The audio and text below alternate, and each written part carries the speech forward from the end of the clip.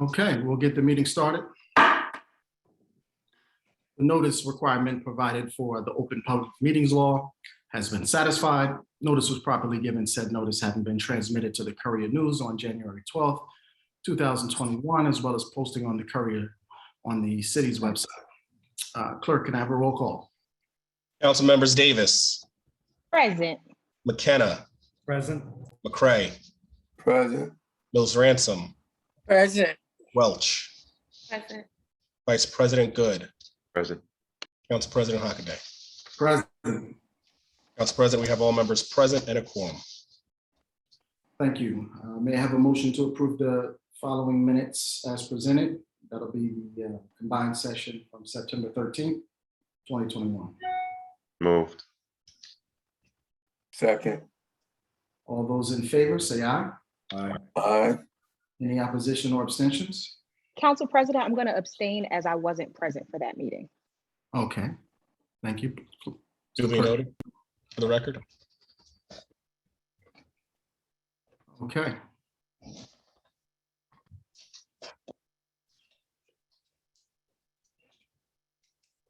Excuse me 1 second.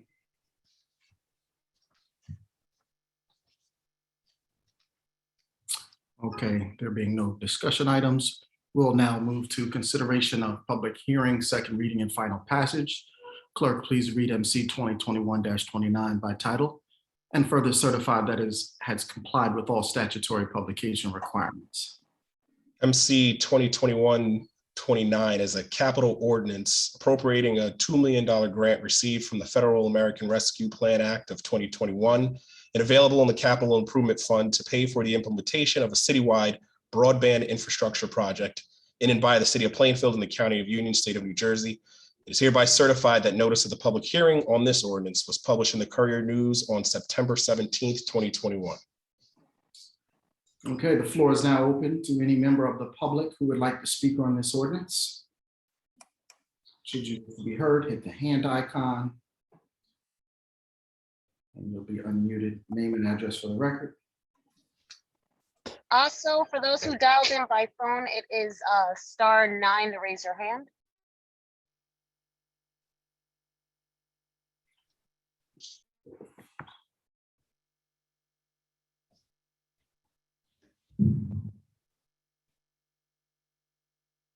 Yes. At what point do I comment on a resolution being passed tonight? Right now, we're just discussing MC 21-29. It's public hearing for this specific ordinance. So you will give notice of when I can speak? Yes, I will. Thank you. You're welcome. Any other members of the public present indicating that they'd like to speak?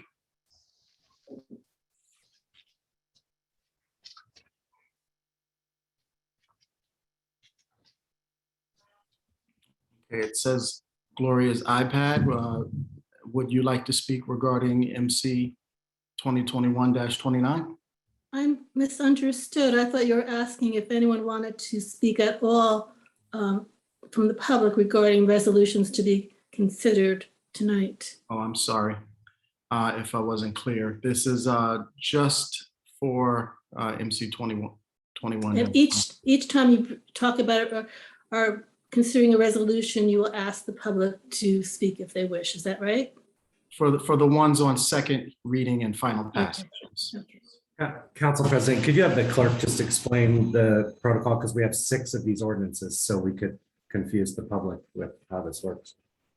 Sure. Each of the Council President, is that okay if I explain? Yes, please. Each of the ordinances which have been advertised have a section in which the public has an opportunity to be heard during second reading. So the floor will be open to the public and you can only comment on the ordinance being discussed. After we go through the ordinances, there will be an opportunity for the public to comment on any other resolutions or ordinances on first reading to be discussed. You can only speak on those resolutions and ordinances. At the end of the meeting, there will be a general public comment section in which members of the public can speak about any item that they desire. Thank you, Mr. Clerk, for that. You're welcome. All right. So do we see any other members of the public for clarity that wish to speak on MC 2021-29, which is the regarding this grant for the Federal American Rescue Plan? Hearing and seeing none, I'll entertain a motion to close public hearing on this ordinance. So moved. Second. All those in favor say aye. Aye. Aye. Any opposition or abstentions? Public hearing is now closed. May I have a motion to adopt this ordinance on second reading and final passage? And if adopted, the ordinance shall be published as required by law. So moved. Second. Clerk, may I have a roll call? Council members Davis, Yes. McKenna, Yes. McCray, Yes. Mills Ransom, Yes. Welch, Yes. Vice President Good, Yes. Council President Hockaday. Yes. This ordinance has been adopted on second reading and final passage. Mr. Clerk, please read MC 2021 by title, -30 by title, and further certify that the ordinance has complied with all statutory publication requirements. MC 2021-30 is an ordinance to amend Article 13, Section 17:13-1 of the Plainfield Land Use Ordinance concerning board and commission related application fees. It is hereby certified that the notice of the public hearing on this ordinance was published in the Courier News on September 17th, 2021. Okay, the floor is now open to any member of the public who would like to speak regarding MC 2021-30. Floor is now open. Are there any members of the public who would like to speak specifically regarding this ordinance, which is up for second reading and final passage?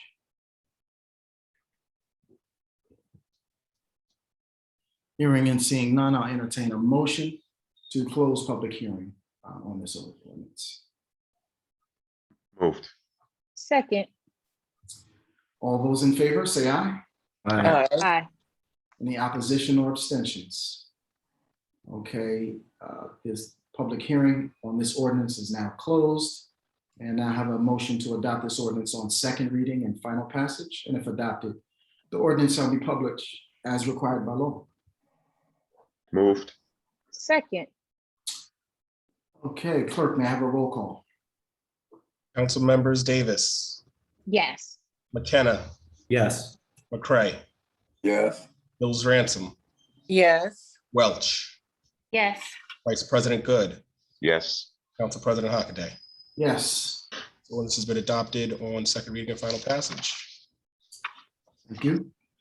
Clerk, please read MC 2021-31 by title and further certify that it is complied with all statutory publication requirements. MC 2021-31 is an ordinance to amend and supplement Chapter 17 of the Land Use Ordinance of the City of Plainfield by adopting Article 9, Section 17:9-30, titled Food Vehicles. It is hereby certified that notice of the public hearing on this ordinance was published in the Courier News on September 17th, 2021. Okay, the floor is now open to any member of the public who would like to speak regarding our food truck ordinance, which is up for second reading and final passage. Any member of the public? Hearing and seeing none, I'll entertain a motion to close public hearing on our food truck ordinance. Moved. So moved. Okay, that was a move and a second from Davis and Good. All those in favor say aye. Aye. Aye. Any oppositions or abstentions? Public hearing is now closed. May I have a- Council President, before we make the motion, I have questions on this ordinance. Should I wait till after the motion is made? Or do you want to entertain those questions before the motion is made? We can get a motion in a second, and then I'll give you an opportunity to speak. Gotcha. So Okay. moved. Okay, can I have a second? Second. Okay, and before the vote, Councilwoman? Yes. So unfortunately, I wasn't here the last meeting to ask these questions, but Director Jackson, I just have a couple of questions on this ordinance. So who's going to be responsible primarily for enforcing this ordinance? And then also, I'm just seeking some clarity. So is it 6 licenses per location, or is it 6 licenses total for both locations? Also, in the last meeting, Councilman McKenna asked, does this ordinance affect food trucks that are currently on private property? And you told him that it did not. But in reading the ordinance, it sounds like it does affect food trucks on private property. So if we can just have some clarity on that, specifically in section C, number 2 of the ordinance.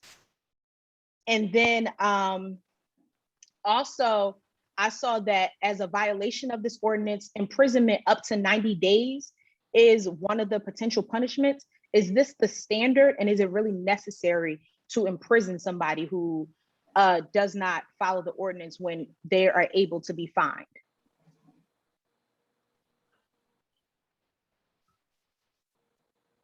You're on mute, Director Jackson.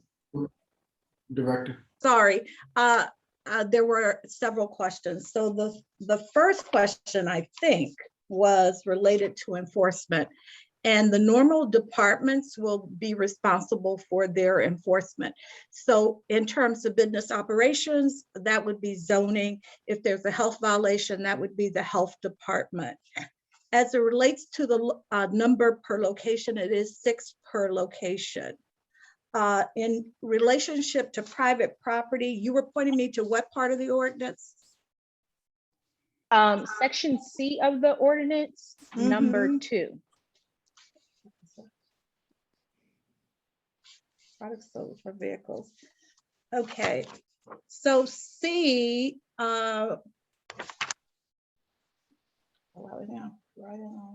yeah, that does apply to everyone operating a food truck. So as I read it, that does apply to everyone operating a food truck. So we will no longer allow food trucks on private property. Instead, they can only be in those 2 designated locations. No, I said before that we will allow food trucks on private property. Where are you seeing that it doesn't allow? I'm missing that. So, okay, hold on.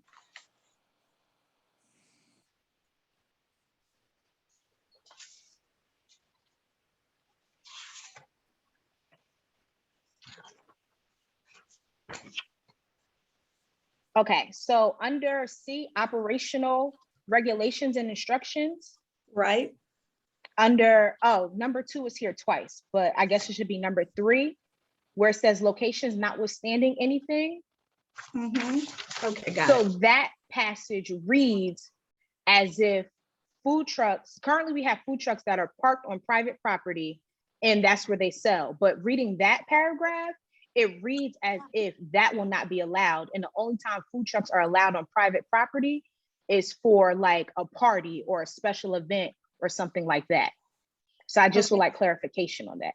So the clarification, just for the record, is food trucks will be allowed on private property. They do have to indicate that they have a lease or permission to be on private property. So they do have to indicate that. That hasn't changed. That is what we do today.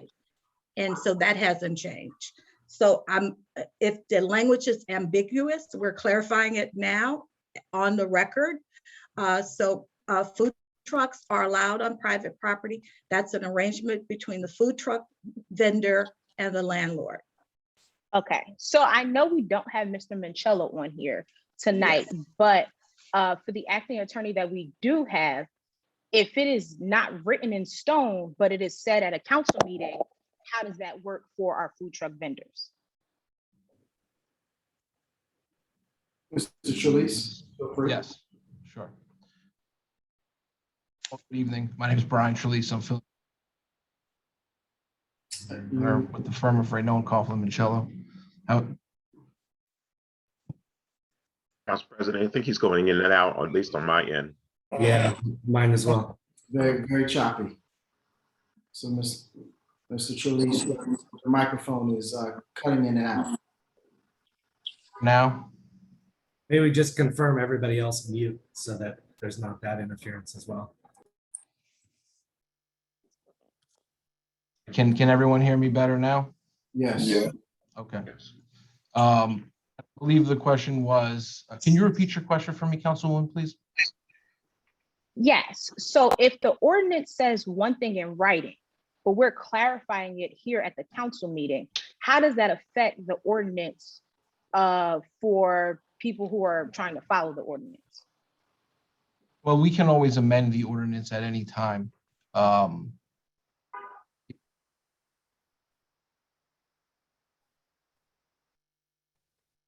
If it passes tonight, it's going to pass as written. Happening again. Yeah. So we Brian, didn't hear anything after, if it passes tonight, it will pass as written. So everything you said after that, we couldn't hear you. Yeah, that's essentially what will happen. If it passes tonight, it'll pass as. Then you can always amend it thereafter. Can I chime in, Council President? Please do. I think that the council has two options. They can either amend it right now on second reading as it's a de minimis change, or they basically, because it's ambiguous, the licensing bureau, which is the clerk's office, understands that they're allowed on private property as long as they have the lease. And so does economic development, and so does all the other licensing individuals. So we would be the one giving them the license to be on private property. So, but it's actually not ambiguous in the ordinance. It says that it shall only occupy city designated spaces, with only being capitalized. So that sounds pretty certain to me that it is only for city designated spaces. And then under it, it outlines what those two city designated spaces are. So if it passes tonight, 20 days from now, it is approved. And so that means 21 days from now, the food trucks that are now on private property now would have to go through all of this unless we don't enforce it. So what happens there? so I'm sorry to cut you off. Go ahead, finish. I just want to be clear about what's happening. So then that way members of the public are also clear about what's happening when it comes to food trucks in Plainfield and where they are and are not allowed to go. so the option here, one of the options, Counselor, and I would look for your confirmation, we could amend the ordinance tonight on the floor by eliminating stationary food vehicles are not permitted on private property. Is that something we can do? Yes. Does that, just let me jump in here, does that include the only in all caps?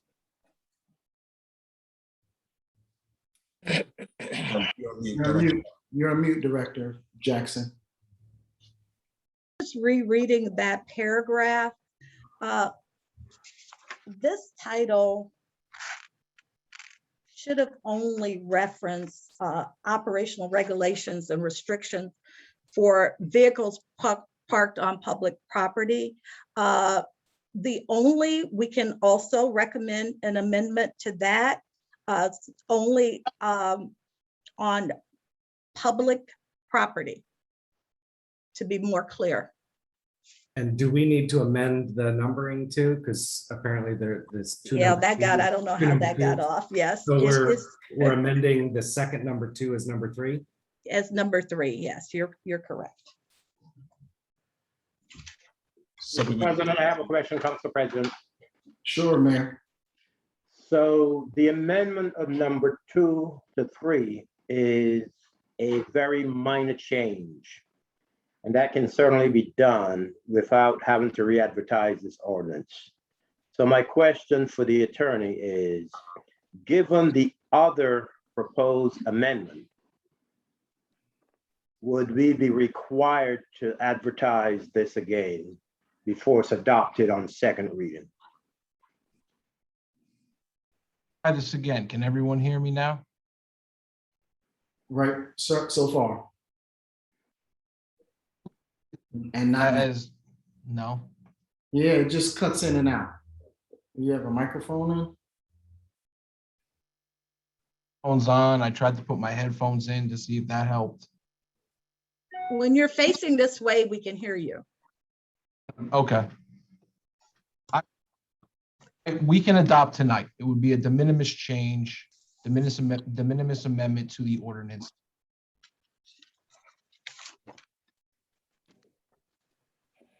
Go through. Not the last part. The core of what you said, we heard that we can adopt the ordinance tonight because it's a de minimis change. So if that is your determination that the change is de minimis, then we should make the change, which is an important clarification, and move forward. So Is that a yes? Did he say yes? Yeah. I would ask that Councilwoman Davis do the amendment only because of her understanding of that section. I was just reading it to try to figure out how to amend it.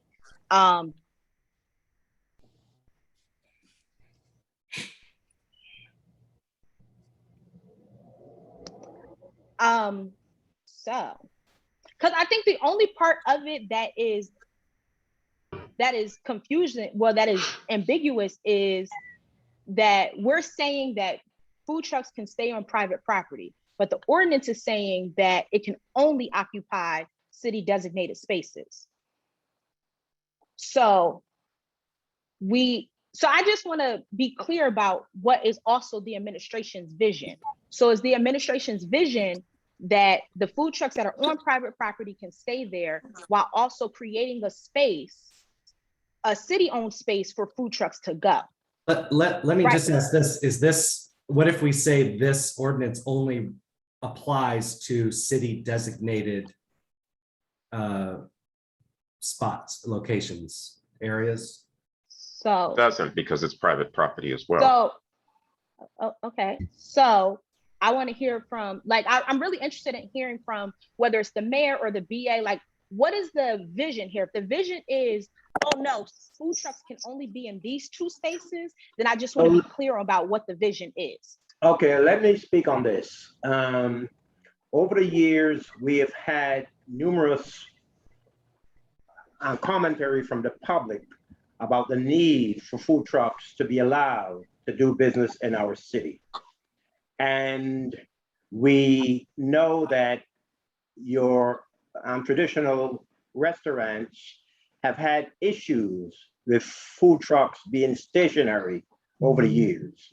We came to the position that we should allow food trucks in designated areas. And the vision is that that would pertain to city-owned spaces. So that is the reason why the designated areas are on Church Place and on East 3rd Street, which has been renamed the Campbell Way. So that is what we intended for this ordinance, to allow food trucks to be stationary on city-owned property, thereby creating somewhat of a food truck district or destination. And we believe that can only really happen by having these spaces specifically designated for that purpose. A food truck on XYZ property in the first ward or second ward really doesn't meet the intent of this legislation. Okay, so with that being said, so the way the legislation is written is what you're envisioning, Mayor, where there's only 2 spots in the city that's designated for food trucks, and that's it. That will be regulated by the city of Plainfield. But are you okay with them being on private property as some of them are now? Yeah. I have no problems with a food truck on a private property. That's not something that we attempted to address. And so we want to have designated spaces for food trucks. Okay, thank you. So that clarity just kind of As long as the food truck is not operating out of a driveway, because as you know, commercial vehicles are not allowed in driveways. Yes, okay. So that helps with what the amendment should be. So for what is now going to be, so I move that we amend this ordinance for section C to change the second number 2 to number 3. And for it to say, locations notwithstanding anything hereunto the contrary, a food truck vehicle other than a dessert truck as defined in this ordinance can occupy city designated space within the public right of way. So we take out the shall only to make it so both of those things still work out. Yes. I'm concerned that that does not eliminate the confusion over private property. Well, listen, I'm no attorney here. I know, that's why I'm hoping our attorney's microphone is working. Can you hear me now? Yes. I would agree that the amendment as offered by Councilwoman Davis. You're going out. That didn't last long.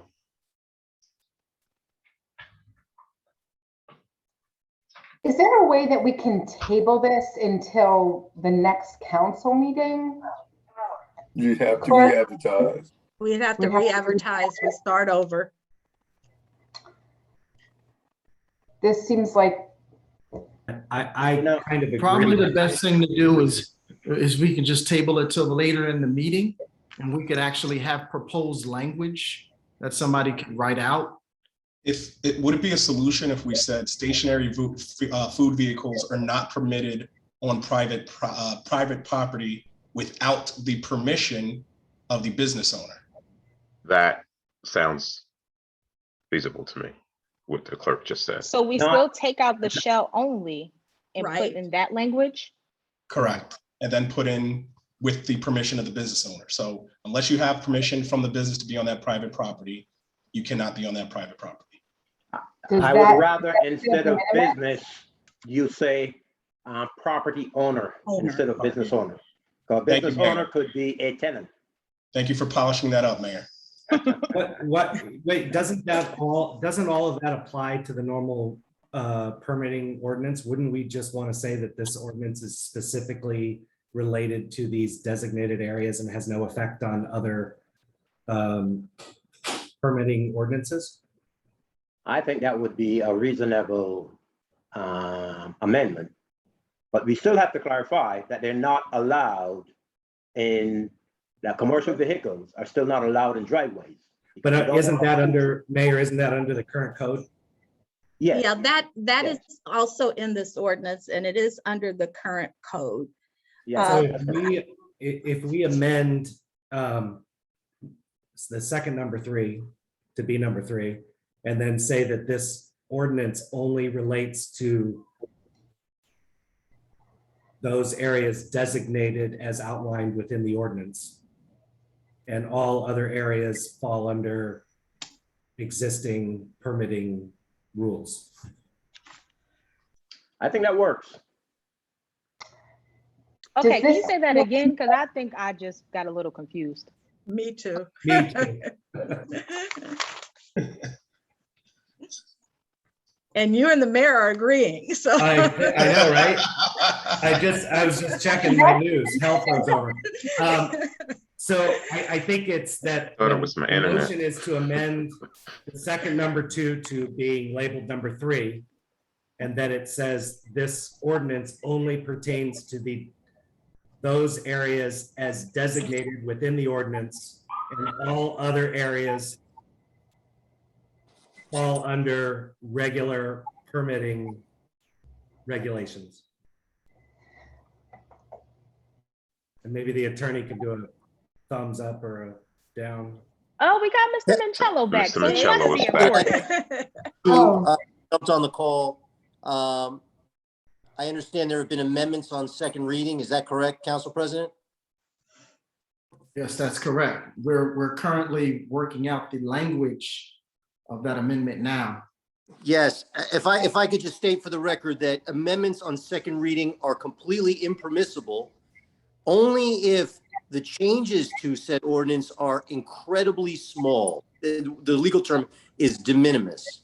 So any attempt to amend on second reading is void as a matter of law unless it is de minimis in nature. And So can you define de minimis? I'm not there for the changes. However, I have to just state the law for the record. So Mr. can we Trelisi table said, it? Yeah. so Mr. I actually Trelisi think said that it this is was de the minimis. miniative.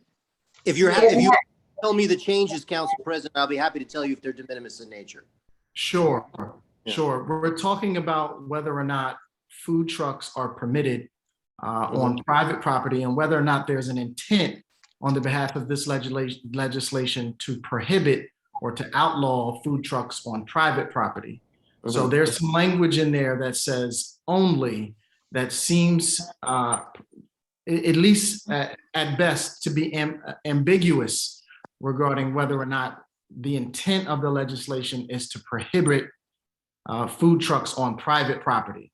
So we're trying to insert some language that that clarifies that we are not outlawing food trucks on private property. Council President, from what you have just offered me, I would say that those changes are de minimis in nature. So an amendment could be done on second reading. So my amendment is still there. I don't think I can repeat it a third time. Could anybody repeat that so that we can have Dave weigh in on that? Can I take a stab at repeating it? Sure, thank you, Director Jackson. Okay, so locations notwithstanding anything herein to the contrary, can a food vehicle other than a frozen truck, dessert truck, as defined in this ordinance, can occupy city designated spaces within the public right of way. So can, with the conditions imposed by this article and where applicable, the special conditions set forth. No food truck vendor vehicles shall occupy street space blocking the passage of traffic. All food vehicles must abide by all traffic and parking regulations. Stationary food vehicles are permitted on private property with the permission of the property owner. City stationary vehicles, food vehicles within the public right of way shall be permitted at the following locations. Okay, I heard the change. So A, they can occupy in designated spaces. B is stationary vehicles are permitted on private property with the property owner's permission. Food vehicles, stationary food vehicles in the public right of way shall only be permitted at the following locations. Okay, I got it. Let me make the amendment before we all forget it. So I move that we amend MC 2021-31 to reflect the following changes. Changing in section C, number 2, the second number 2 to number 3, stating locations notwithstanding anything herein to the contrary, a food vehicle other than a frozen dessert truck as defined in this ordinance can occupy city designated spaces within the public right of way, strictly in compliance with the conditions imposed by this article and where applicable, the special conditions set forth below. No mobile food vendor's vehicle shall occupy street space blocking the passage of traffic. All food vehicles must abide by all traffic and parking regulations. Stationary food vehicles are permitted on public property with the property owner's permission. Stationary food vehicles not public property, are permitted on private property with the property owner's permission. Stationary food vehicles shall only be permitted at the following locations. In the public right of way. In the public right of way. Only thing, I feel like that only is a problem. We took out only. We took out the first only and But we you put got a in the second only in second. there. Where? Okay. The second only is with the property owner's permission. And stationary food, it's the last sentence, stationary food vehicles shall only be permitted at the following location. Oh, Yeah, we don't want that. Take out the second only. I think we just say that this ordinance is only related to those designated food areas. Everything else is already in the ordinances.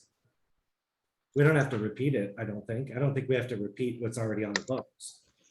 Unless Mr. Mantello disagrees.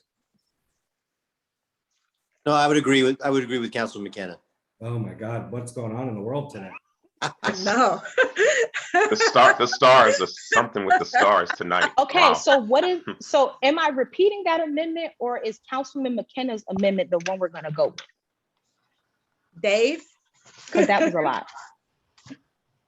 I'm sorry, I'm just hearing it all. I came into the conversation late, so I'm doing my best to, has anyone else in the administration can weigh in on this? I'm not Any- so sure that the second number 2, which should be number 3, should just be deleted. So I have a question for Valerie. Okay. Why can't this wait for November and December? I have no issue with tabling it, Mayor, and we present this paragraph, a new paragraph. Well, I make a motion, we table this until the November meeting. Okay, thank you. Well, my idea though is to just go back to first and second reading. You want to go completely back? Okay. Yeah. So November. So are we tabling it or what we should the just vote it motion that down? be made? Or do you want to withdraw it? you We'll have withdraw to, it. you have to vote it down because there's a motion on the floor. Oh. And it's been duly properly seconded. There's 4 motions. Okay, so the latest motion is us tabling it.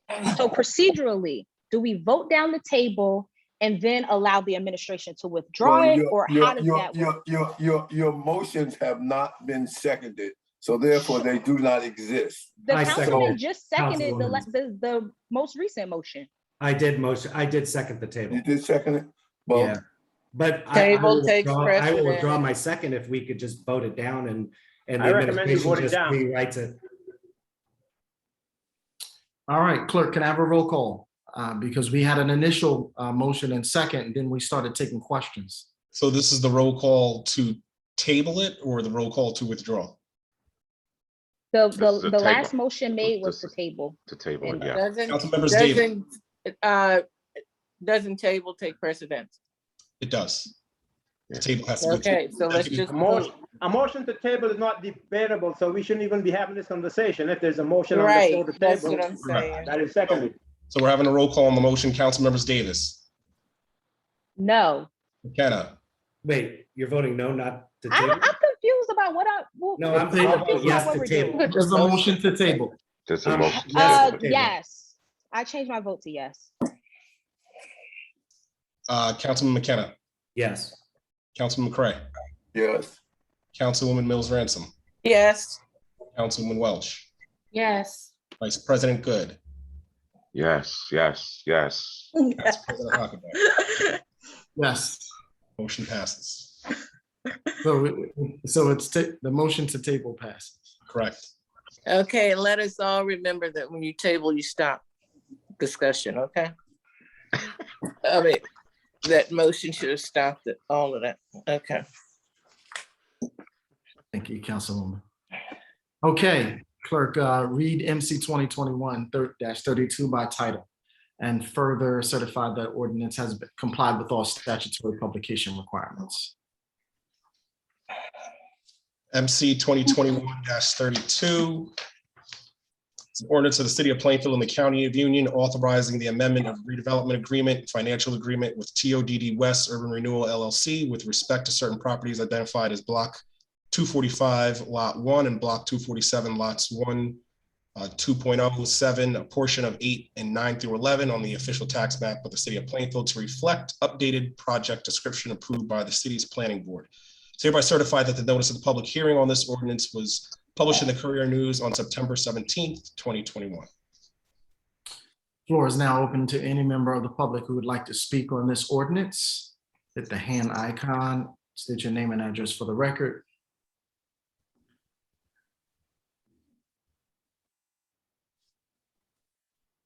Okay, hearing and seeing no member of the public, I'll entertain a motion and a second to close public hearing on this ordinance. Moved.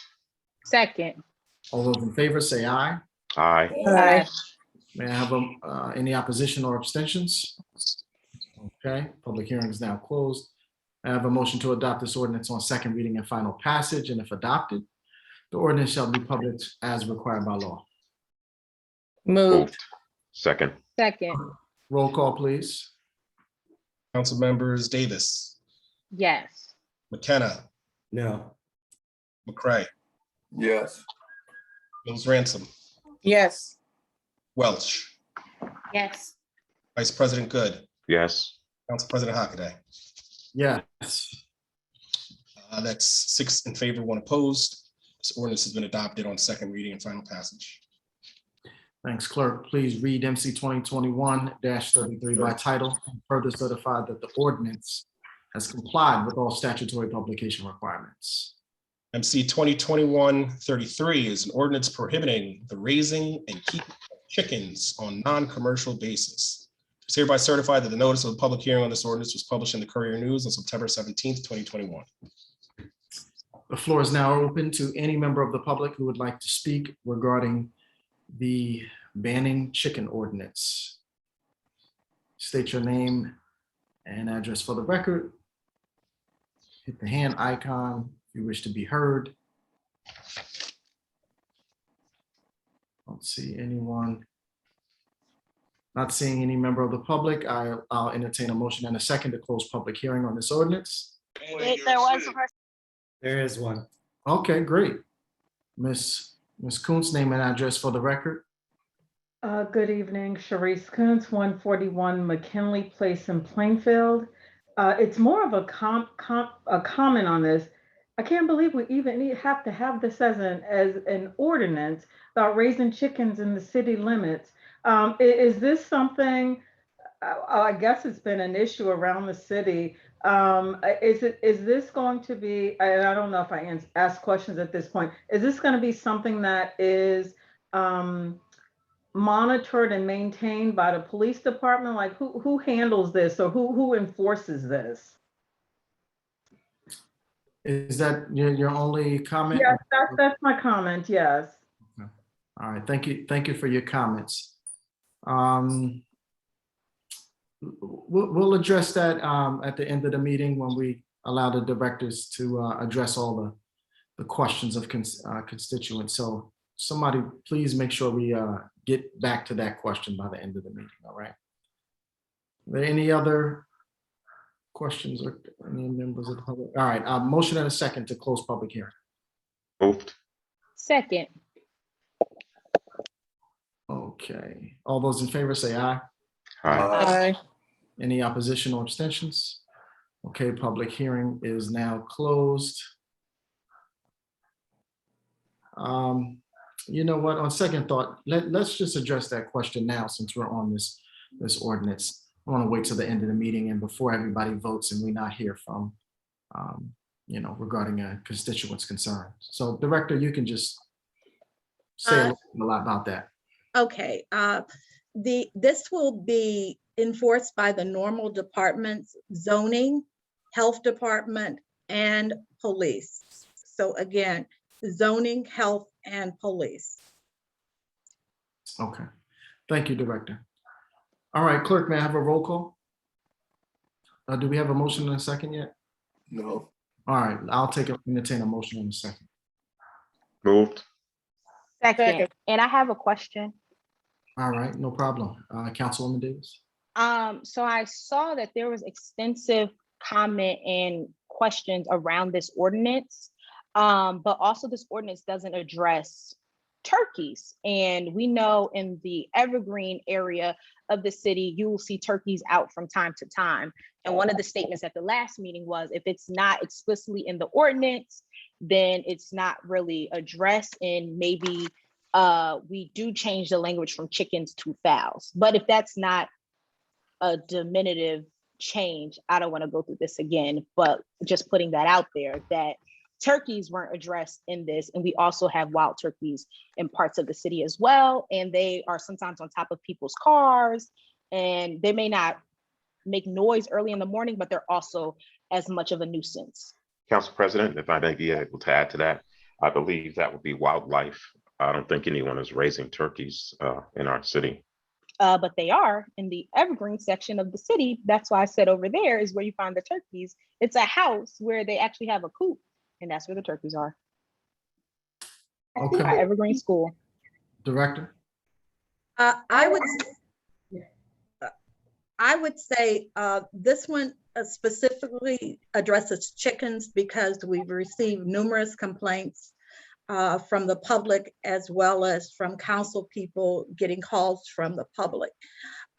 If there's only one person raising wild turkeys, then we will be glad to go look at that specific incident if you give us the information.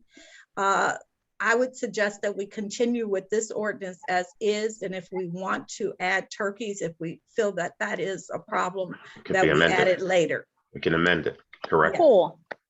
Sounds great. Okay. Clerk, can I have a roll call? Council members Davis, Yes. McKenna, No. McCray, Yes. Mills Ransom, Yes. Welch, Yes. Vice President Good, Yes. Council President Hockaday. Yes. 6 in favor, 1 opposed. Chicken ordinance has been adopted on second reading. Okay. Clerk, please read MC 2021-34 and certify that the ordinance is complied with all statutory publication requirements. MC 2021-34 is an ordinance to amend and supplement Chapter 16 Vehicles and Traffic, Article 7 through streets, stop intersections, stop and yield intersections, designating certain four-way stop intersections. It is hereby certified that the notice of the public hearing on this ordinance was published in the Courier News on September 17th, 2021. Okay, the floor is now open to any member of the public who would like to speak regarding the traffic-related ordinance.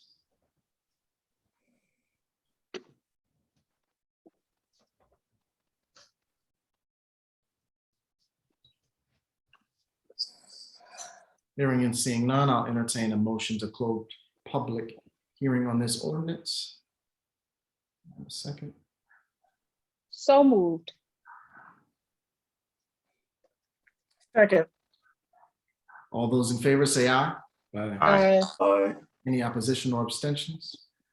The public hearing on this ordinance is now closed. I have a motion to adopt this ordinance on second reading and final passage. And if adopted, the ordinance shall be published as required by law. So moved. Second. Clerk, may I have a roll call? Council members Davis, Yes. McKenna, Yes. McCray, Yes. Mills Ransom, Yes. Welch, Yes. Vice President Good, Yes. Council President Hockaday. Yes.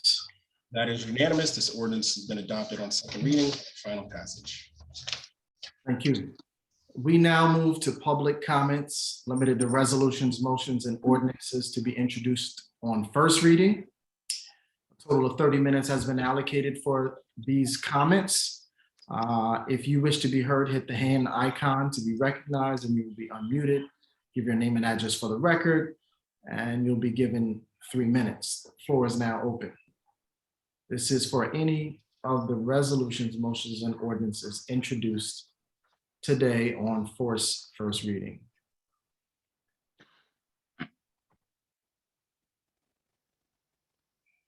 Yes, I'm calling about the resolution to continue the deer kill in both Cushing Park and our two public parks, Cedar Brook and Green Brook.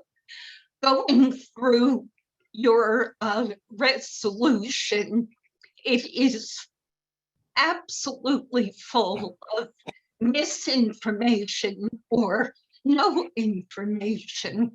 The statement is overpopulation, yet you have no data other than anecdotal data of residents who may complain about their shrubs being eaten. You make a note that there are motor vehicle accidents. Again, no data, just a statement. So I'll give you the data from November of 2020 till August of 2021. There were 7 single digits, 7 deer versus motor vehicle accidents in Plainfield. In contrast, there were 29 double-digit 29 pedestrian versus motor vehicle accidents.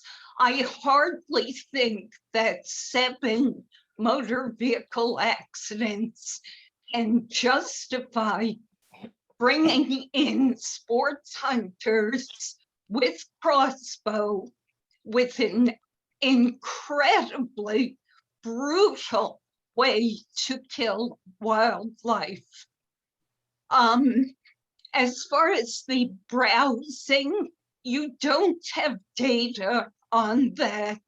And recent studies showed that deer actually help deforestation by taking away some of the understory where smaller rodents exist, which actually carry the tick of Lyme disease, whereas deer do not test for Lyme disease at all. So your data is all screwed up on the reasoning behind it. You have people on Cushing Road who have had to contend with nighttime lights, with hunters taking deer out, dead deer. Last year, your hunters did not respect any of the policy. In Cedar Brook Park, they hunted right behind the county building, which is right off Parkside Road. I really don't think Parkside Road residents are aware that the crossbow is being fired back there. Council President, the speaker's time is up. 3 minutes has elapsed. Okay. Thank you for your comments, Ms. Ansari. Okay, who's next? And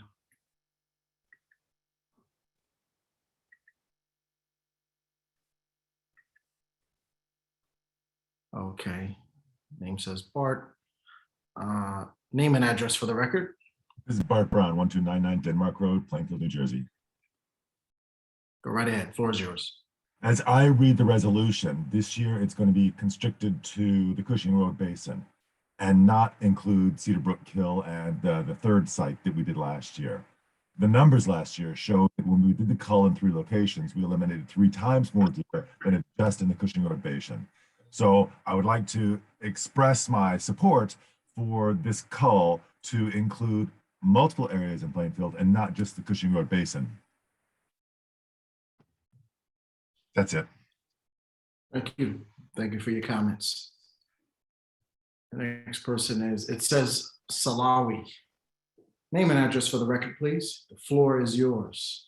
All right, Sandra and Martin Salloway, 1332 Chetwynd Avenue in Plainfield. Healthcare workers and wildlife fans, if you will, very disappointed in the lack of deer control in our area, leading to a diseased deer falling ill and dying in the street about a week ago, and deer being born in our backyard fawns being born in our backyard. This is extremely abnormal for a suburb. The deer lack any predators. There's nothing to control them. I come from a family of hunters, and that was an important part of the deer population to control in Pennsylvania. And, you know, whether or not you have data to back up this, that, or the other thing, the problem with Lyme disease is that it is spread by mammals, not only deer. Deer certainly contribute to the problem, but the fact that now deer are bringing in additional diseases like blue tongue and the wasting disease, because of the overpopulation and the damages they're doing to all the vegetation, we just can't support this population. I think my husband and I both are in favor of the control, whatever you can put in place to control this issue. And even expanding that control. I think an important part that my wife is trying to make here is that proper health of the herd is maintained by culling that herd, and the herd has gotten too big, and ultimately the herd will suffer as a result of not being controlled because wasting disease will take place. Apparently, Somerset County has reported quite a few cases, and the evidence we have is the deer that passed away recently seem to have been foaming at the mouth. While we don't have toxology on that, of what had actually happened here, we suspect it was probably suffering from a wasting type disease. Thank you. Thank you. And I hope you guys can, you know, see your way clear to dealing with this, because it's gotta be fixed. Okay, thank you very much. Thank you. We appreciate that 2 for 1. That was cool. Okay, Christian Thomas, name and address for the record. Hi, can you guys hear me okay? Yes, we can hear you. Awesome. Christian Thomas, 1024 Sherman Avenue, Plainfield, New Jersey. I just wanted to quickly say thanks for taking an innovative and progressive stance towards the deer population control. I myself am a hunter and see it as a wonderful and ethical way to not only provide for your family, but also come to grips with the fact that where humans tend to settle, we take over. And unfortunately, any deer population above 0 is too much in my backyard. It's just the way it works where we decide to live. So I just want to say I appreciate you all. I know it's a tough problem to solve, and we're here to help. So thanks so much. Thanks for your comments. Okay, Gloria, name and address for the record, please. Gloria Binkowski, 1117 Woodmere Place in Plainfield. As you know, well, fans of wildlife, wow. One wouldn't expect those responses. So I'm a veterinarian. I'm asking you to vote against this resolution, at the very least, to consider a moratorium. This is a form of animal cruelty, and it's also a quality of life issue. Last year, someone was brought to the microphone to speak and said, well, we find it, you know, we come home from work, we're tired, and it's terrible that we find deer just on our front lawn when we've worked so hard. Well, I hope those people can be counseled, but I think would be a lot worse to come home and find a deer with a crossbow arrow through it, or have children and others see this happen. We don't need to do this. We should stop it. And I ask you to be brave enough and strong enough to at least ask for a moratorium. Thank you. Thank you for your comments. Jarrell Wilkins, name and address for the record. 44 Stoll Avenue, Plainfield, New Jersey. Floor is yours. Good evening. Thank you for your time. Really appreciate it. Thank you for all of the comments. want to say, I understand all the sides of this, but there's something that needs to be done. I literally almost hit a deer driving home to see this meeting.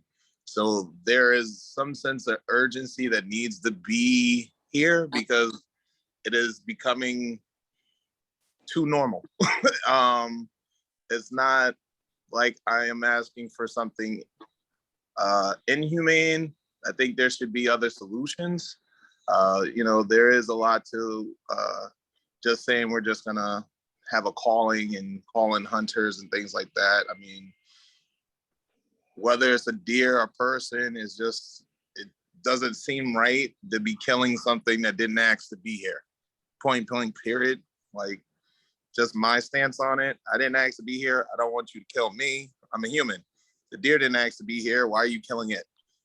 If they need to be moved, should be a way to do it. There should be some form of experts or something that should be able to help us in that. But just to kill off a bunch of animals because they're disrupting your way of life just sounds a little bit cruel. But there is something that needs to be done. So thank you for listening to me. Appreciate your time. Have a great night. Thank you, Mr. Wilkins. Ms. Popper, name and address for the record. Floor is yours. Good evening. It's Jen Popper, 816 Dixie Lane. I just have a quick question. Well, two, if the answer is yes to the first. Have there been any reports of deer with, I'm not going to say it right, AHD, adenovirus hemorrhagic disease? Because there's been a lot of talk on different pages and things that I've read and news sources, but have there been any cases of that reported within Plainfield? And if yes, how prevalent is it? Yeah, I don't know who would know the answer to that question. Council President, may I? Yes, you may. And while I don't have the answer, I will certainly look into it and get back to BA Levinson so she can report out back to the council. Oh, I'm sorry, who is that? I'm on my phone. That was Shep? Director Brown? Yes, that was Director Brown. Okay, thank you. Okay, Ms. Pivovar, name and address for the record. Nancy Pivovar, 1129 Myrtle Avenue.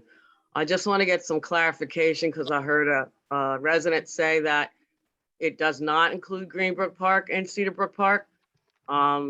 If someone could, clarify that, I would like to know because I do live near a park.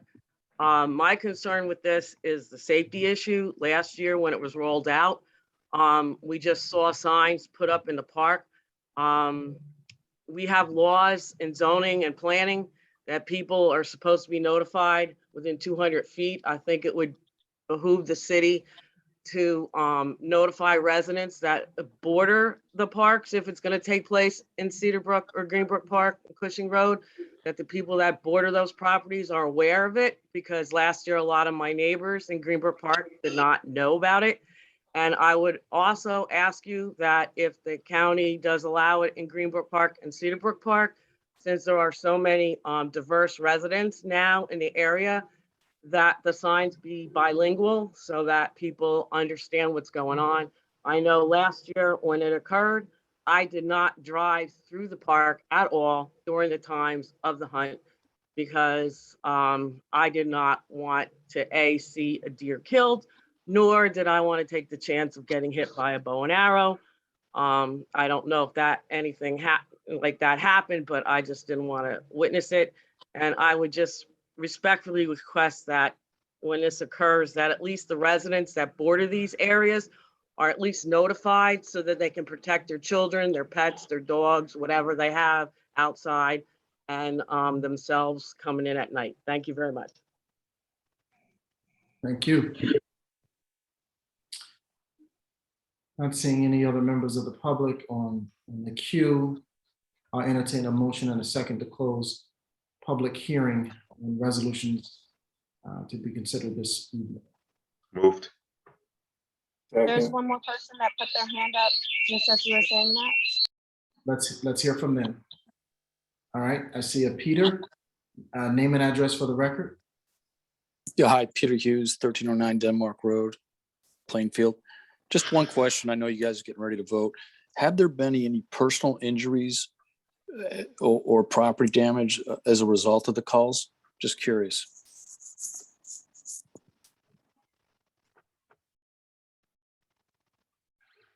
Thank you, Peter, for your comments.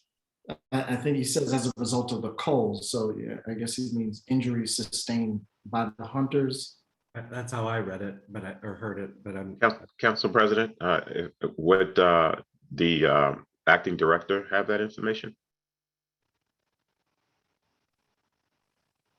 Yeah, I don't know who would have that information, but I'm certainly not aware of any injuries that have.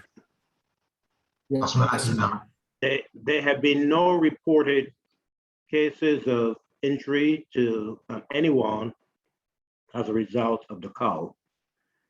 Nothing had been reported to the administration, and I think the acting police director could probably respond as to whether or not anything has been reported to the Plainfield PD, but nothing has been reported to the administration. Okay. Correct, Mayor. Thank you. Thank you. Okay, I'll entertain that motion in a second to close public hearing. Moved. Second. All those in favor say aye. Aye. Any opposition or abstentions? Public hearing on comments on resolutions, motions, and ordinances on first reading is now closed. Okay, council members. Are there any questions of resolutions R306-21 through R310-21? And just note that we've had one resolution, 311-21, that has been removed.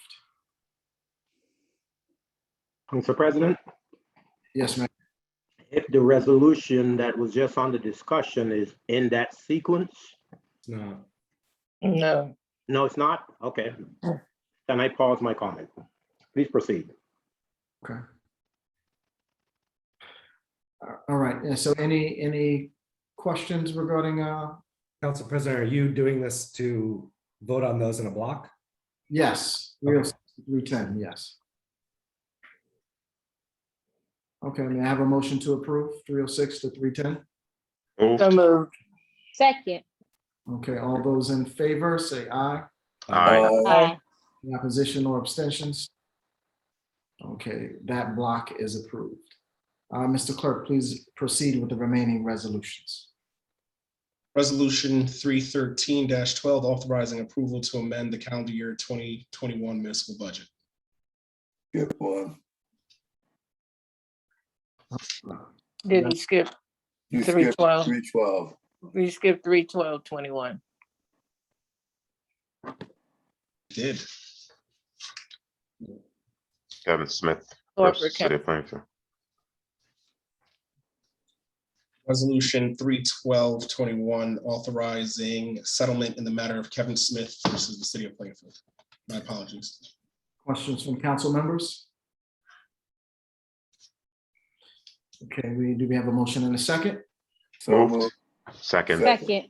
All those in favor say aye. Aye. Aye. Any opposition or abstentions? It is approved. Resolution 313-21, authorizing approval to amend the calendar year 2021 municipal budget. Are any questions from council members? Okay, do we have a motion in a second? Moved. Second. All those in favor say aye. Aye. Opposition or abstentions? Okay, the resolution is approved. Resolution 314-21, adopting a corrective action plan in response to an audit finding. Questions from council member? Council President, I do believe that was only one, correct? That's correct, just one audit finding. Thank you. Council President, I do have a question. Go right In the ahead. corrective action plan, we are saying that we're gonna basically upgrade the technology to assist in correcting this audit finding. Did we receive the audit finding because of the lack of technology in that department or the lack of that specific technology in order to make this happen? The answer to that is no. What we're really talking about is doing a number of things, one of which is the use of technology, but it's really about process improvements and procedures and controls to ensure that there are enough people paying attention to what's supposed to happen each and every day, week, and month, so that this doesn't occur again. And one thing that will help is taking it out of the hands of humans by using as much of technology as we can. Thank you. Any other questions? Okay, do we have a motion and a second? I move. Second. All right, thank you, Davis and Good. All those, And Davis in that order. Council President. okay, Okay, if you need top billing. that's fine.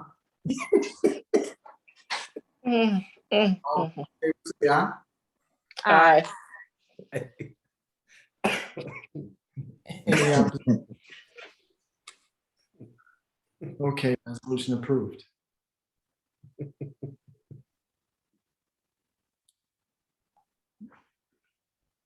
Clerk, read 315-21. Resolution 315-21, referring the city planning board in order providing amendments to the city zoning and land development ordinance. Okay, any questions from council members? Hearing and seeing none, I'll entertain a motion in a second. Moved. Second. Okay, all those in favor say aye. Aye. Any opposition or abstentions? Okay, resolution approved. Resolution 316-21, authorizing the partial release of the performance bond at 1444-71 South Avenue and 512 through 16 Terrell Road. Do we have questions from council members? Okay, hearing and seeing none, do we have a motion and a second? Move. Second. All those in favor say aye. Aye. Aye. Any opposition or abstentions? Okay, resolution approved. Resolution 317-21, authorizing a reduction in the contract award of professional service contract to CME Associates. Okay, do we have questions from my council colleagues? I have one question. Sure, Councilman. We're reducing that one expenditure by 10,000, but then the ordinance says it's to be allocated to other professional services. So are we actually voting to on that expenditure now, or will that have to come before council for that 10,000 to be spent? It would have to come back before council for the $10,000 to be spent. Okay. All we're asking is to reduce the contractual amount. Thank you. Any other questions from council members? All right, I'll entertain a motion and a second. Moved. Second. Okay, all those in favor say aye. Aye. Any opposition or abstentions? The resolution is approved. Resolution 318-21, authorizing the award of professional services contract to Panoni Associates. Any questions from council members? Hearing and seeing none, I'll entertain a motion and a second. Moved. Second. All those in favor? Aye. Any opposition or abstentions? No. Okay, one opposed. Resolution is approved. 6-1. Resolution 319-21, authorizing the implementation of a data management program. Okay, are there any questions from council member colleagues? Yes. Oh, go ahead. No, go ahead. It's fine. Councilwoman. Okay, good, Council. I would like to know what the deer population, because in the resolution, it notes that the deer population has increased. So I'd like to know what the head count for the deer population is this year versus last year. I got a few questions. I'll let you do that one and then I can. Does anybody know? Any director? All I can say is that I know it's countywide, I was told. I mean, it was like 270 deer last year throughout the entire county. Within Plainfield itself, counting Cushing Mill, I guess Cedar Brook, those areas, they were telling me like between 30 and 36. 30 and 36 deer.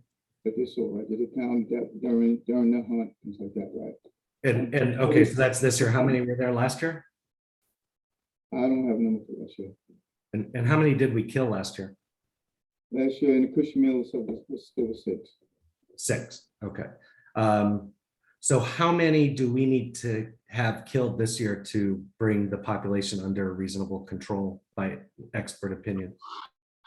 I'm not expert, not deer hunter. I couldn't give you an answer, Councilman. Okay, so you could get me an answer to that? I'll look into it, yes, for the county. Yes. Okay, and then earlier, I believe it was resident comment, Ms. Ansari mentioned deer and auto accidents, which was listed as a reason in the ordinance. And I believe, hold on here, I gotta find my note. She mentioned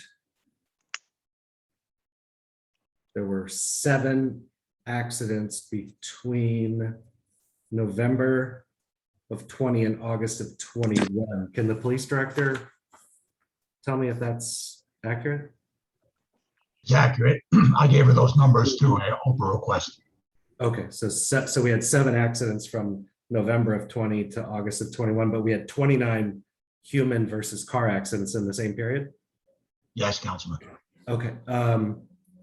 And then it also mentions that one of the reasons for this ordinance is that it's hindering the development of the green space in the Cushing Farm Basin area, which is interesting because it's green space, so green space would have wildlife, but are the deer blocking construction of something that are over there? How are the deer affecting creation of what I believe is supposed to be an open space with some gardens? Are they protesting or? I guess from the county perspective, looking at everything, yes, pretty much. I guess it must be blocking since they see the amount of deer that they see out there. So. Okay, so like, okay. Now, if we killed 6 last year, I would, by the way, I doubt the 30 to 36 deer head count number. I think it's probably more. Right, that was just approximate, Councilman. So. Just a rough guess. Right. I don't like to pass ordinances based on guesses and gut instinct, but my feeling is these ordinances do nothing other than make people who want the deer culled to feel like we're doing something, when in actuality we killed 6 in the basin last year. And so if they're that much of an impact on development of green space, I think we're going to have to kill a lot more. We also have residents over there who have arrow in their yard. And as the mayor said, there haven't been any reports that I had heard of anybody getting hurt, thank goodness.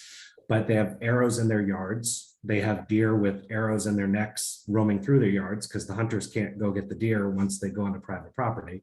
And this kind of a cull is nothing other than to just allow sport hunters to go and play in the woods without having to actually drive. They could stop by on their way home from work and do a little hunting. It doesn't really achieve a cull. It doesn't have anything, related to affecting birth control methodology or anything. It's just up to the whims of whether or not they happen to shoot a deer. And the next year we have people complaining about deer again. So one, we're not affecting any change for those people that would like the deer to not be a nuisance. And then we're annoying the citizens who don't want to see deer hurt in this sort of way, because it's a very, very, very brutal way to die. And at the end of the day, we're solving nothing. We're not getting rid of enough deer to make an impact here. And we're just ticking off both sides of the equation. So I'm just thoroughly against this. I have an understanding of the need to cull the deer, or that argument. I firmly have an understanding in how this is a very inhumane way to die. And to the one gentleman, I'm going to get it wrong, Mr. Thomas, I think it was, as a hunter, most of this food does not go to the hunters, it goes to food pantries, allegedly. We don't really know where it's going.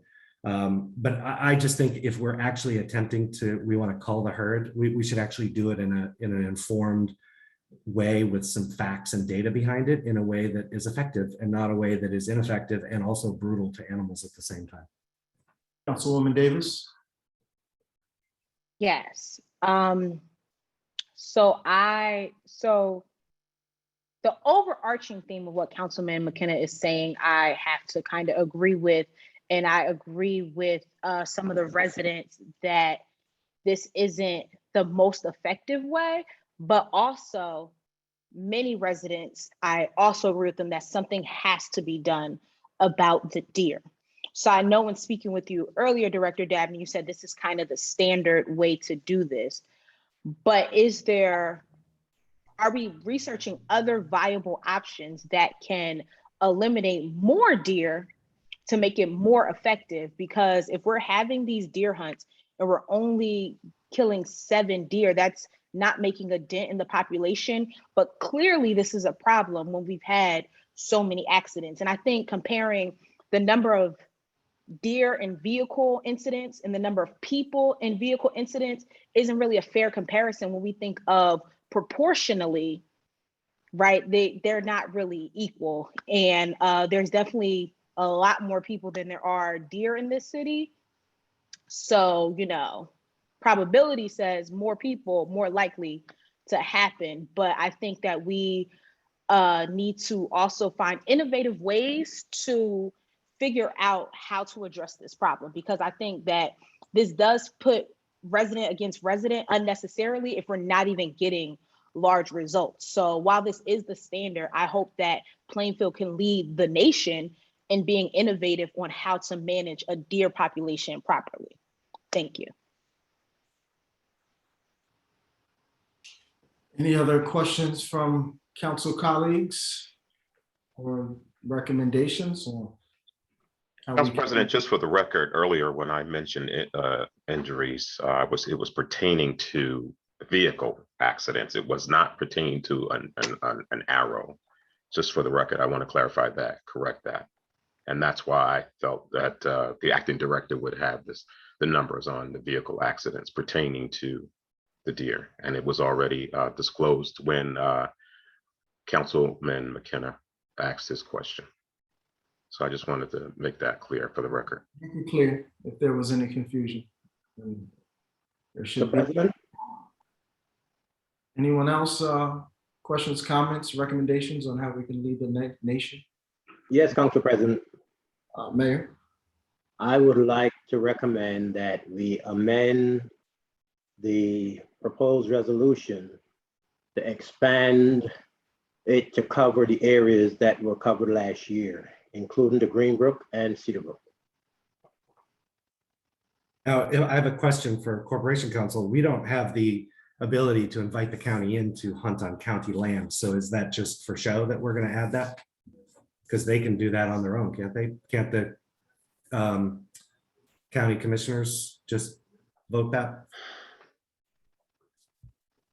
Can you hear me now? I'm sorry. We hear you. But we can always hear when you ask if we can hear you. Yeah, it's after that it goes. The proposed amendment by what was the proposed amendment by the mayor to expand the hunt to include what properties? 2 county parks.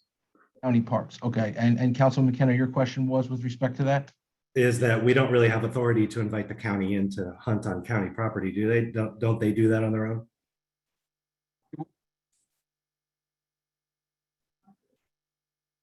All right. Try again, Mr. Chalice. County does have the authority to hunt on their own property. That is true. Council President? Yes. The resolutions that we have passed in the last few years is not about granting authority to the county over its own lands. It's about a demonstration of support from the governing body on behalf of the residents of the city of Plainfield who have been asking for a solution. And although we don't have the perfect solution, we cannot just throw our hands in the air. And we have been showing support to the county's program over the years by adopting this resolution. And so I ask that we amend the resolution as presented to include the Cedar Brook and the Greenbrook, as was the case last year. Okay, anyone want to make that motion? So moved. I move that we amend this resolution to add Greenbrook and Cedarbrook Park as we have done historically in the past. Second that, Yeah, second. Councilwoman Davis's motion. Can I have a roll call on that? Council members Davis, Yes. McKenna, No. McCray, Yes. Mills Ransom, Yes. Welch, Yes. Vice President, Yes. Yes. And yes. Council President Hockaday. Yes. An amendment has passed. Okay, can we have a motion and second on the amended motion? So moved. Moved. Second. Okay, clerk, can we have a roll call on the amended motion? So roll call on the resolution as amended. Council members Davis, Yes. McKenna, No. McCray, Yes. Ms. Ransom, Yes. Welch, Yes. Vice President Good, Yes. Council President Hockaday. Yes. 6 in favor, 1 opposed, resolution passes as amended. Resolution 3/2021, authorizing the award of professional services contract to Pannoni Associates. Do we have any questions from council members? Hearing and seeing none, I entertain a motion and a second. Moved. Second. All those in favor, say aye. Aye. Any opposition? No. Was there opposition? I didn't hear. Yeah, I'm opposed. Okay. Okay, the resolution passes 6-1. Resolution 3/2121, authorizing the award of a contract to Midwest Construction Group. Any questions from council members? I entertain a motion and a second. Move. Second. Okay, all those in favor say aye. Aye. Any opposition or abstentions? Okay, resolution is unanimously passed, approved. Resolution 3/2221, granting permission for free parking in the Central Business District. Any questions from council member colleagues? Yes. Councilwoman Davis? I'm glad to see it starting a little bit earlier than last year. But last year, when we had this resolution come up in the November or December meeting, we talked about wanting to see this time period being expanded to longer to support our small businesses. And as we're looking now, we see that there's a supply chain shortage. So I believe that's going to lead people to want to shop at small businesses more. So I think it might be more advantageous for us to attract people to our downtown area to support our small businesses by expanding the length of time that we have for free parking. And while I understand that the parking authority has to make money and they make money by issuing parking violations, they can also make money by issuing violations on illegally parked cars, which we also see in that same area.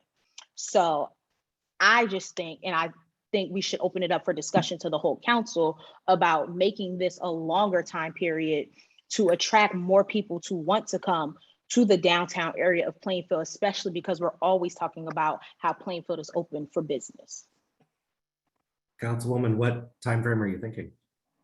I'm thinking like December 1st, so like the whole to January 4th, like the whole month of December, to really get people to want to come downtown to purchase things from the various businesses we have down here. How about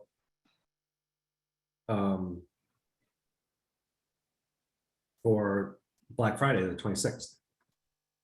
Oh, I thought about that too. I just didn't want to be too ambitious. This is one of those times I was being a little bit more reserved. 5 extra days. I would be in support of that. So President? Other questions, comments, Mayor? Yes, I have a comment. Yes. The council should consider the budgetary impact on such a proposed amendment. The city relies heavily on parking revenues. And so although this is done traditionally to show support for pulling people into our downtown to shop during the course of the holiday, I think that we have to balance that desire with the need for us to generate revenues to relieve the impact of potential property tax increases or rate increases. And so I would caution you to look at this carefully and not necessarily move to having folks not pay for parking for an entire month plus. So, Council President, I think the mayor makes a really good point. What is the impact of that time period? Only Director Russ would know that. But right now, just for record, the time period we're talking about now between the 15th and the 4th, Or that. 30 to 36,000 we're referring to right now. The 3rd to the 4th is 36,000. From the 15th, December 15th, that currently we have to January the 4th, so approximately 30 to 36,000. So essentially it would be doubling that. Ish, yeah. More questions, comments, council colleagues? So I feel like every year, right, we have this conversation, and every year we talk about the budgetary impacts, and every year after this is passed, right, it's always, oh, I would have supported longer. I think we should support longer. And every year it's always grandstanding like, oh, it should be longer. But yet when it's time for us to have the opportunity to make it longer, now it just seems like that's not really the case. I think 40 or 45,000, we could find that in a budget cut, couldn't we, Councilwoman? Excuse me, I would like to weigh in as a business owner myself. I have been down here in our business district for the past 12 years. From the 15th to the 4th is plenty of time. I don't think we need to extend that at all as a business owner. so, Councilwoman, as a business owner, when we have that free parking, do you see an influx in business, or is it No. the same as when you would normally do business? As I normally would do business. So You don't need it at all. Excuse me? You're saying you don't need it at all. You're not getting a benefit out of it. No, there's no benefit. No, there isn't, Councilman McKenna. Yeah, Council President, so may I just weigh in and ask Councilwoman Welch, since she made a comment, your opinion is either people are going to come or they're not? Yes, and sir. that time frame Vice wouldn't matter at President. all? Okay, Yes, sir. thank you. Yeah. Well, I mean, I park down there sometimes. I mean, whenever I don't have to pay parking, it is a welcome thing. It's not something I rely on. It's true. I don't go shopping because the parking is free, but it is a very nice gesture when I see free parking. Maybe saves me a few minutes not having to gather coins or whatever have you. So.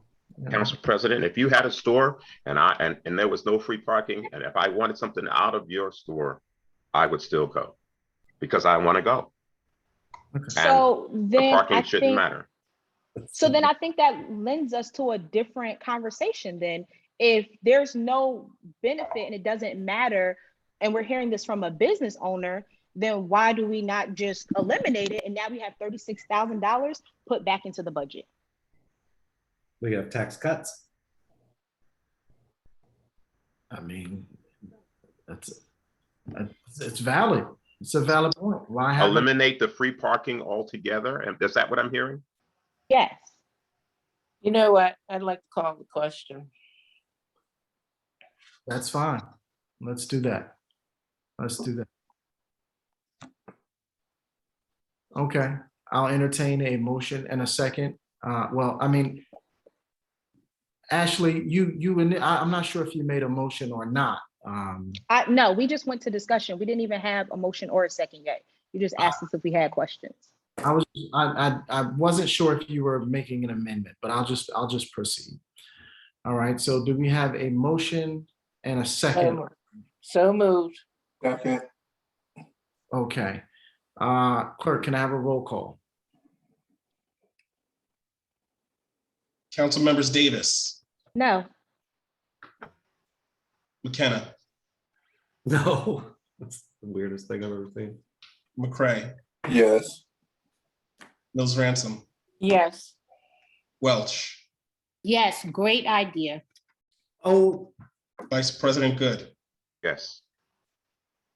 Council President Hockaday. Yes. It's 5 in favor, 2 opposed. This resolution passes. Resolution 32321, authorizing a lien placement for property cleanup. All right. Any questions from council members? I entertain a motion in a second. Moved. Second. All those in favor say aye. Aye. Aye. Any opposition or abstentions? The resolution is approved. Resolution 32421, recognizing October 21 as Domestic Violence Awareness Month. Members? Motion and a second, please. So moved. Second. All those in favor say aye. Aye. Any opposition or abstentions? Resolution approved. Okay, we now come to ordinance on first reading. Clerk, read MC 2021-35. MC 2021-35 is an ordinance to amend Chapter 16, Vehicles and Traffic, Schedule 6, One-Way Streets of the Municipal Code of the City of Plainfield, New Jersey, 1972. Scanning the screen for questions from my council colleagues. Yes. Councilwoman Davis. How will we notify residents of this change in traffic pattern, and how long will be the period that we let them know that the traffic pattern is changing, and how soon will this change take effect? Oh, good question. I mean, once everything is voted on, it's going to take some time based on the weather and everything, getting everything together. And of course, everyone will notice throughout the communication, as well as our engineers passing out things in the neighborhood, in the area that's affected by that. Meaning that whole entire area where the businesses are along that East 5th Street location, the whole corridor will be notified well in advance of what's going to take place. Thank you. Other questions? Okay, hearing and seeing none, I'll entertain a motion to adopt this ordinance on first reading. Moved. Okay. Second, okay. Clerk, may I have a roll call? It's moved by Councilwoman Mills Ransom, seconded by Councilman McCray. Council members Davis, Yes. McKenna, yes. McCray, Yes. Mills Ransom, Yes. Welch, Yes. Vice President Good, Yes. Council President Hockaday. Yes, Ordinance has been adopted on first reading. thank you. All right, we'll now move to general public comment. A total of 60 minutes has been allocated for all public comments to be presented. If you wish to be heard, hit the hand icon. You'll be unmuted. Give your name and address for the record. Each speaker will be given a minute. The floor is now open. Yes, Marie and Sari, Watchung Avenue. Close to laughing and crying. I do believe it would be time to consider having the agenda setting and the voting meeting a week apart like they used to be. It's close to 2 years now. We get our notice Friday night, sometimes very late. We only get 1 day to do any preparation if you take away a weekend. Perhaps it doesn't matter because while I appreciate a very thoughtful, professional presentation by Mr. McKenna tonight, which should have given every thinking person pause on this committee, it's obvious that the meeting outcome is already predetermined. And as far as approving pushing Cedar Brook and Greenbrook for a kill, that was done months ago. It's been posted on the county site. So Mr. Mapp gave his permission well before it came to public presentation. This is just a joke to pretend that someone is actually listening to reason. And Mr. Dabney, your statistics were wrong.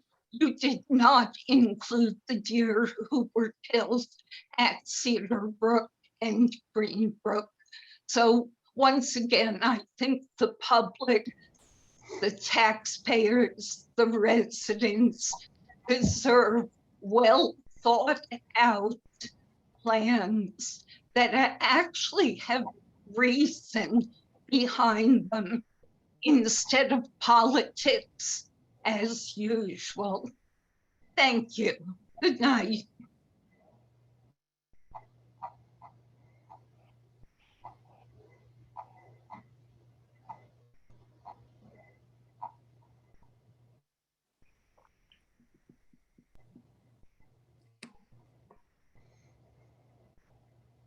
Gloria, name and address for the record.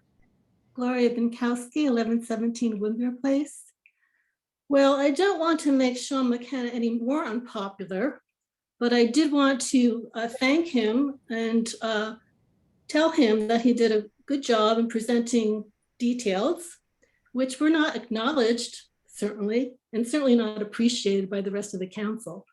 Now, I asked Mr. Hockaday, and I've spoken with many of you before, about stopping this deer kill, or at least having a moratorium to deal with some of these questions that came up about the numbers culled, will it help, disease, and not even gotten a response. So shame on you. And Ashley, or Councilwoman Davis, how crazy it is for you to say this killing is not good, but then immediately jump on Mr. Mapp's suggestion to expand it threefold. Come on. What have you been drinking? Sorry, just kidding. But anyway, except for Sean McKenna, once again, I think you can all count yourselves as being charged with animal cruelty. Shame on you. Shame on you. Good night.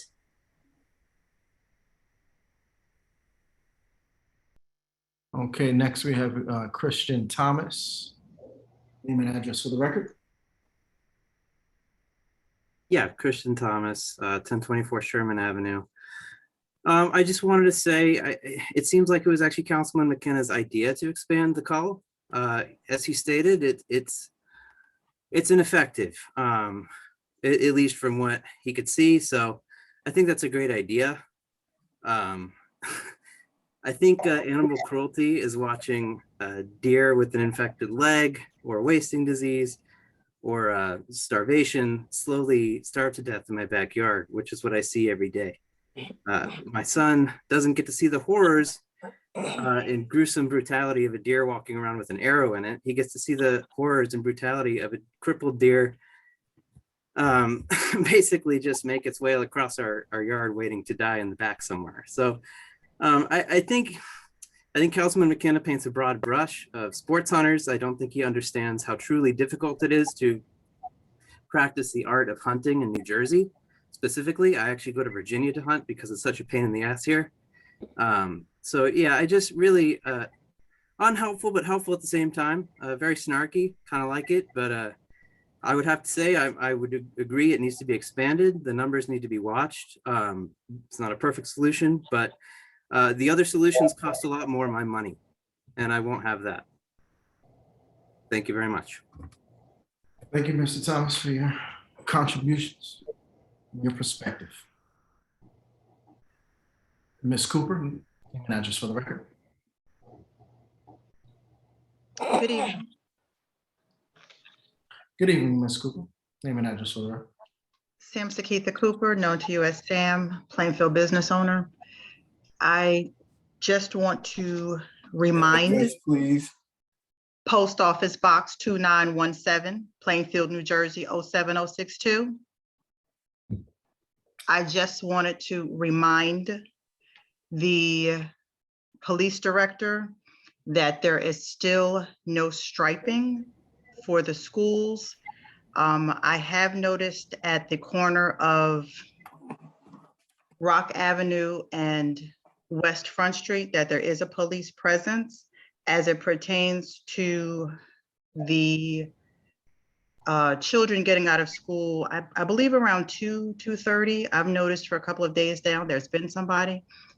I had the conversation with someone who is from the Board of Education Security, can't think of his name, but allegedly he is working with someone at the police level to have more of a presence for the children crossing the street in an attempt to assist the crossing guard in that area. Yes, the four-way stop sign has been taken away. And the argument that you as a council gave based on the study was that over the past year or so, there was less traffic, less accidents. Well, yeah, we had a pandemic and there were less cars and people traveling and school was closed. So of course, there didn't seem to be a need. However, the need still persists for something to let the public know that a school specifically, and not that one is more important than the other, but there is an elementary school with children as young as 6 years old that use that crosswalk from Myrtle Avenue to get to the school that is actually addressed as West Front Street.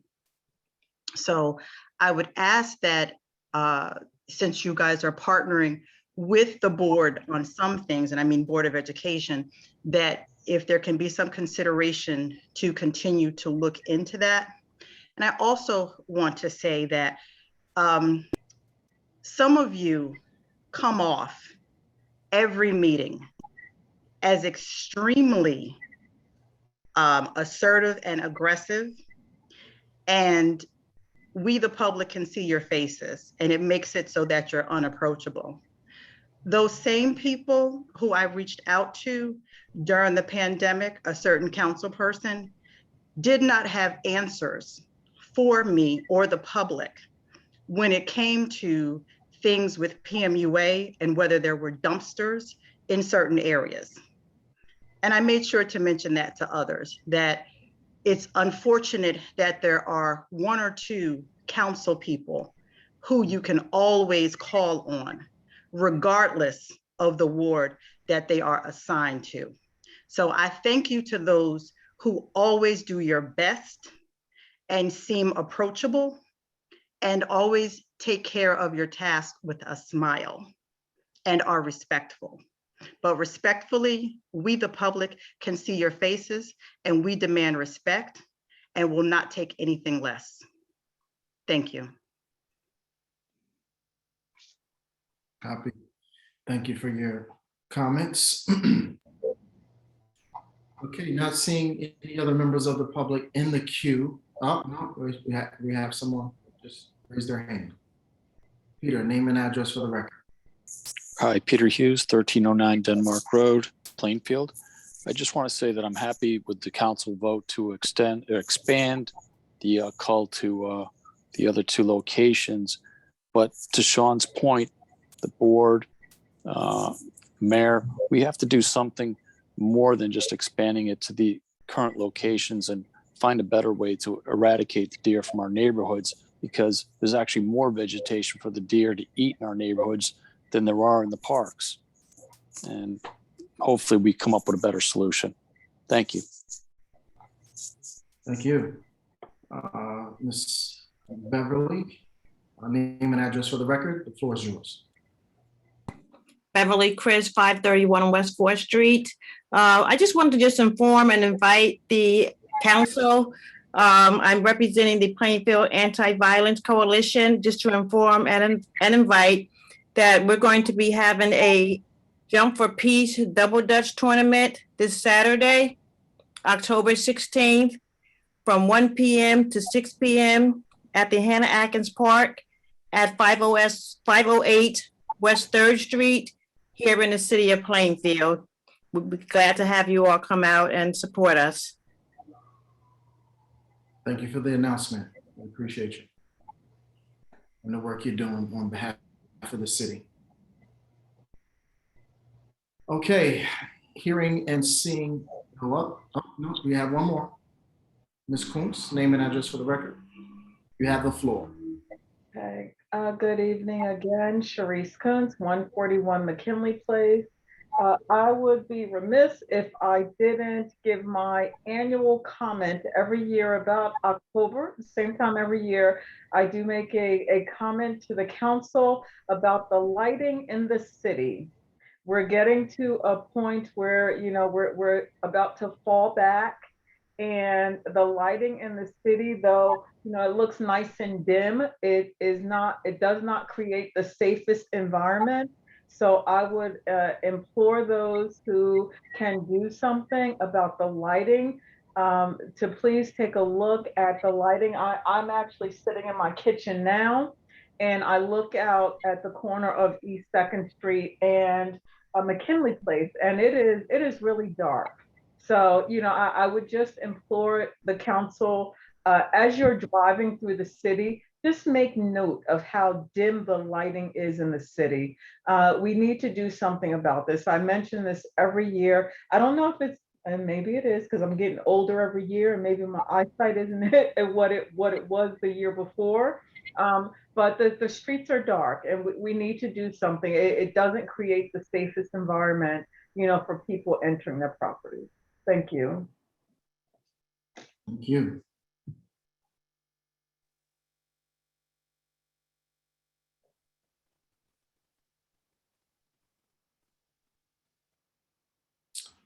I'll entertain a motion and second to close public comment. So moved. Second. All those in favor? Aye. Aye. Any Council President, oh, go ahead. Any opposition or abstentions? Okay, public comment is now closed. Yes, Councilwoman? Before we move to a motion for an adjournment, I just want to make a few comments, and it's actually been bothering me since the last meeting, which I wasn't even at. The manner in which the public addresses this council can be better, right? So if you don't agree with the policies, our decisions, or anything like that, that is perfectly fine. The public has a right to say what they want. They can be critical of our policies or our votes, but to be disrespectful to council members is unacceptable.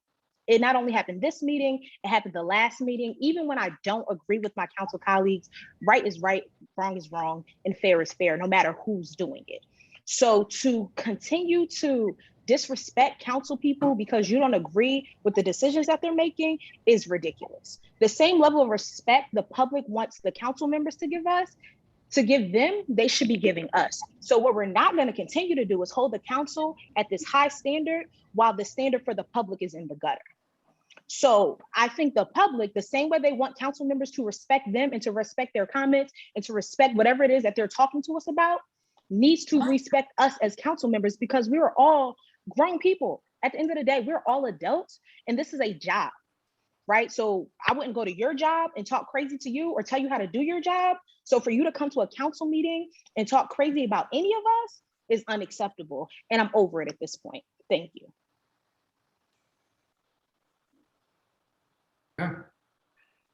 Council President, I have a couple of just quick questions for the administration before we wrap up on a couple of topics, just kind of carry over things from other meetings. I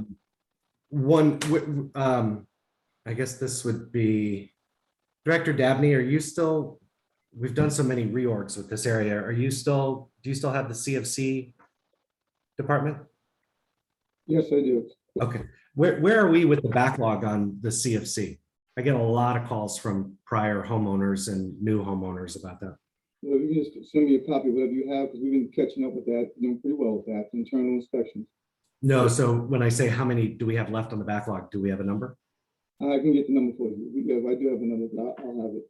Okay, and then tell me, out of curiosity, when an inspector goes in, they're not licensed, right? They're not licensed home inspectors? No, they're not licensed, no.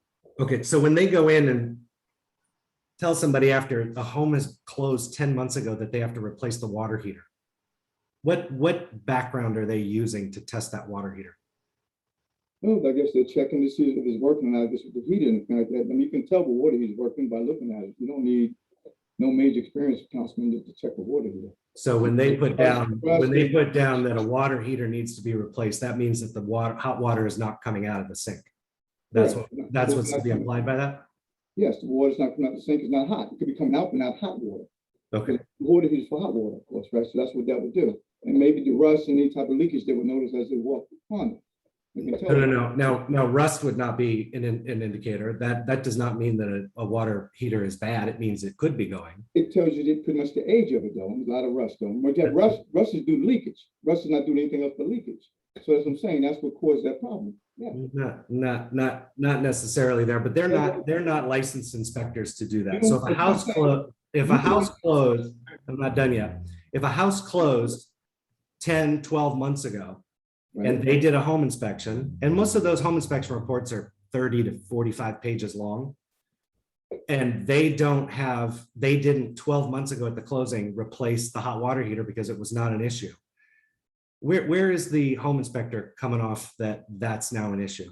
Well, see, that's something new to me. You give me something that you know about that. I have no idea what you're referring to. No, so what I'm saying is you're doing a backlog of inspections. So people closed on their homes last, oh my goodness, a year ago, May, March, April, June, August, September, and you're going in and doing inspections after the fact. When some people have done. Council President, can you advise us where this is on the agenda this evening? No, so I'm asking a question.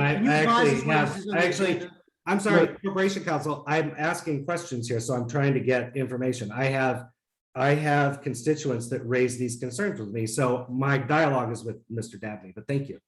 I think this is something that should come to me via email and I can address it. It sounds like there's a specific situation that you're. No, there's an endless list of these that I'm getting from people, so.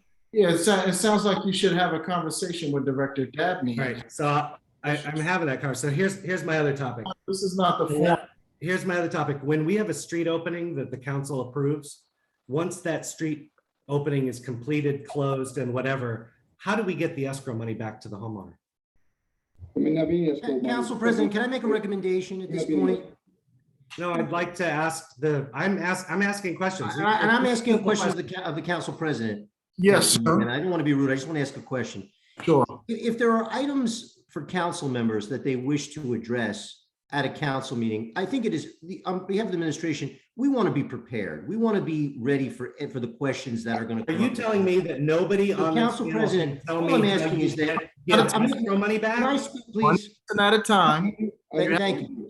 Council President, what all I'm asking is that if there are items that council members wish to be addressed at a council meeting, we all want to be prepared. So all we ask is that if there are items that the council wishes to address at a council meeting, that they advise the council president in advance so that we're prepared for those items. No, so what I'm saying is, so there are a myriad of issues facing the city at all times. So all we're asking for is that those items be made available to the council president so that we can have the best information possible for all council members. I think a suitable answer, if they don't know the answer, and that's going to occur, is that they say, I don't know the answer to that, and I'll get back to you on it. I'll email. Or you could advise us in advance, Councilman. That's all. Either one, you're right. Either one, either or. So my question is, when a street closing permit is closed out, how do we get the escrow money back to the permitter? And my answer again, Councilman, no respect to you, is that it's based, there may not be any money come back at all. The process may take 2 to 2.5 months based on engineering review and everything else goes into it, and depending on the contractor that did the work, because the check is written to the public service or whatever the utility is prior to coming back. So there's a process that takes place before everything comes back, if anything, to the homeowner. Excellent. And then this one came up tonight, so I couldn't give you the forewarning. I asked a couple of years ago about the status of grant funds that we got from the state, and I think it was from the Federal Department of Transportation for safe, I think it was the Safe Paths to School. That was for striping at all of the schools and on the way to the school and for signage. Ms. Cooper brought this up again, and I've asked several times where that money was spent. And how much of it was spent and what's left. And I have yet to get an answer on it. So I don't expect anybody to have that answer off the top of their head. So Mr. Moncello, this is my comment. Mr. Dabney, I would like to know where that grant money was spent, and why we still have parents calling us and concerned citizens calling us about how crosswalks near schools are not striped when we got several $100,000 to be used towards that. And I think that was a 2000 end of 17, we got that money. So 2018 school year. So I would like to have an accounting of that, Mr. Moncello, if you actually would coordinate that, or I'm sorry, Ms. Levinson, I'm not sure who. Well, just to make this easy for you, the money wasn't spent, okay? The money hasn't been spent yet for the project. We're still working on everything with the project. And when that comes out, I'll definitely let you know. Nothing's been in 3 years, we haven't spent grant money on striping for school at a time. DOT on this project, the NJDOT, we're dealing with this project for everything that's going on with it. That's what's going on with that, Councilman. And I'm just a phone call away. You could have called me if you had. You know what, Director, I've emailed you so many times on that topic and you never get me an answer. That's why I'm bringing it up now, because Ms. Cooper reminded me of it. I can smile. I can smile when you tell me the truth. President. I make a motion to. Mr. President, if I can ask the members of my administration to just refrain from going down this road. And yeah, anyone who wants information from the administration can simply direct it to the business administrator. So I'll ask the directors to refrain from going down this road any further, please. I appreciate that. Council President, I make a motion, we adjourn. Second. Have a second? All those in favor, say aye. Aye. Aye. Thank you. The meeting is now adjourned. Thank you.